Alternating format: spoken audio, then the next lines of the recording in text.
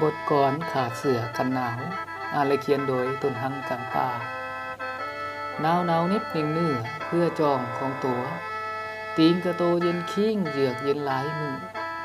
คือคนมันเหียนคนคิ้งเคียงคู่ขาดเสือน่วมหนุ่งห่มคุ้มไว้วางกาย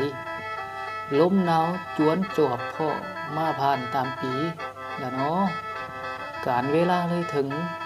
ขวบของปีได้มรสุมหัวลมโยนเย็นหนาวตื่นทุกค่ำคืนหุ่งเศร้าลมแรงลั่นเตือนว่าหนาวเทื่อนี้ควรนุ่งกันหนาวว่าได้เพราะว่าหนาวมันโดนแก่ยาวหลายมื้อควรที่หาเอาเสื้อกันหนาวมานุ่งกับผ้านวมใหญ่พร้อมมาไว้ห่มนอนแต่ว่าทางส่วนข่อยมันขาดกันหนาวนี่แล้วขาดเคินแนวมาคุมใส่คิ้งเอาไว้ก็เลยหนาวคุมเนื้อเย็นคิ้งจนว่าสั้นเพราะว่าขาดเสื้อห่มคิ้งกระด้างสวนแท้แล้วอยากอยู่อยากได้เจ้ามาห่มกันหนาวนางเอ๋ยอยากได้นวลน้อง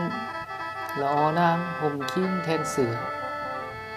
หากแม่นนวลละอเอื้ออำนวยทางพี่